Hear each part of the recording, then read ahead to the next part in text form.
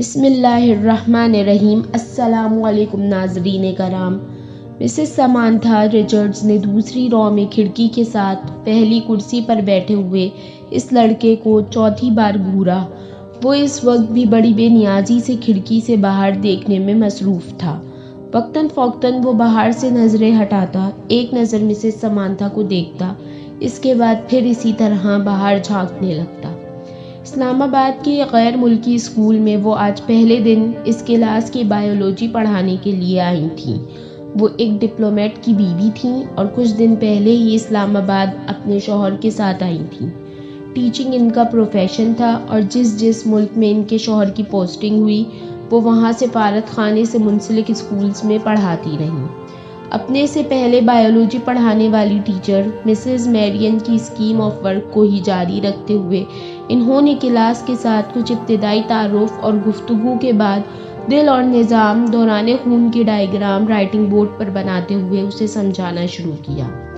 Diagram کی وضاحت کرتے ہوئے انہوں نے اس لڑکے کو کھڑکی سے باہر جھانکتے ہوئے دیکھا۔ پرانی تکنیک کا استعمال کرتے ہوئے اپنی نظریں اس لڑکے پر مرکوز رکھتے ہوئے انہوں نے اچانک بولنا بند کر دیا۔ کلاس میں یکدم خاموشی چھا گئی۔ اس لڑکے نے سر گھما کر اندر دیکھا۔ مسز سمانتھا رچرڈز سے اس کی نظریں ملیں۔ مسز سمانتھا مسکرائیں اور ایک بار پھر انہوں نے اپنا لیکچر شروع کر دیا۔ کچھ دیر تک انہوں نے اسی طرح بولتے ہوئے اپنی نظریں اس لڑکے پر رکھیں جو اب اپنے سامنے پڑی نوٹ بک پر کچھ لکھنے میں مصروف تھا۔ اس کے بعد مسز سمانتھا نے اپنی توجہ کلاس میں موجود دوسرے اسٹوڈنٹس پر مرکوز کر لی۔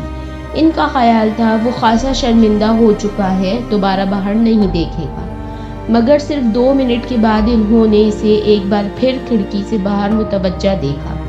وہ ایک بار پھر بولتے بولتے خاموش ہو گئیں۔ بلا توقف اس لڑکے نے گردن موڑ کر پھر ان کی طرف دیکھا۔ اس بار مسز سمانتھا مسکرائی نہیں بلکہ قدرے سنجیدگی سے اسے دیکھتے ہوئے ایک بار پھر لیکچر دینا شروع کر دیا۔ چند لمحے گزرنے کے بعد انہوں نے رائٹنگ بورڈ کو دیکھنے کے بعد دوبارہ اس لڑکے کو دیکھا تو وہ ایک بار پھر کھڑکی سے باہر کچھ دیکھنے میں مصروف تھا۔ اس بار غیر محسوس طور پر ان کے چہرے پر کچھ ناراضی نمودار ہوئی اور وہ کچھ جھنجھلاتے ہوئے خاموش ہوئیں اور ان کے خاموش ہوتے ہی اس لڑکے نے کھڑکی کے باہر سے اپنی نظریں ہٹا کر ان کی طرف دیکھا۔ اس بار اس لڑکے کے ماتھے پر بھی کچھ شکنیں تھیں۔ ایک نظر مسز سمانتھا کو ناگواری سے دیکھ کر وہ ایک بار پھر کھڑکی سے باہر دیکھنے لگا۔ اس کا انداز اس قدر توہین آمیز تھا کہ مسز سمانتھا رچرڈز کا چہرہ سرخ ہو گیا۔ سالار، تم کیا دیکھ رہے ہو؟ انہوں نے سختی سے پوچھا۔ نتھنگ، یک لفظی جواب آیا۔ وہ اب چپتی ہوئی نظروں سے انہیں دیکھ رہا تھا۔ تمہیں پتا ہے میں کیا پڑھا رہی ہوں؟ ہوپ سو، اس نے اتنے روڈ انداز میں کہا کہ سمانتھا رچرڈز نے یکدم ہاتھ میں پکڑا ہوا مارکر کیپ سے بند کر کے ٹیبل پر پھینک دیا۔ یہ بات ہے تو پھر یہاں آؤ اور یہ ڈائیگرام بنا کر اس کو لیبل کرو، انہوں نے اسپنج کے ساتھ رائٹنگ بورڈ کو صاف کرتے ہوئے کہا۔ یکے بعد دیگرے لڑکے کے چہرے پر کئی رنگ آئے۔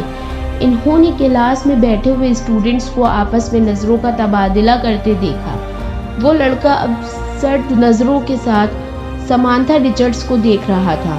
جیسے ہی انہوں نے رائٹنگ بورڈ سے آخری نشان صاف کیا، وہ اپنی کرسی سے ایک جھٹکے کے ساتھ اٹھا۔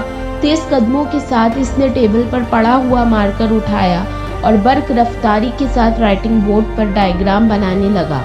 پورے 2 منٹ 57 سیکنڈ کے بعد اس نے مارکر پر کیپ لگا کر اسے میز پر اسی انداز سے اچھالا جس انداز میں سمانتھا رچرڈز نے اچھالا تھا، اور سمانتھا کی طرف دیکھے بغیر اپنی کرسی پر آ کر بیٹھ گیا۔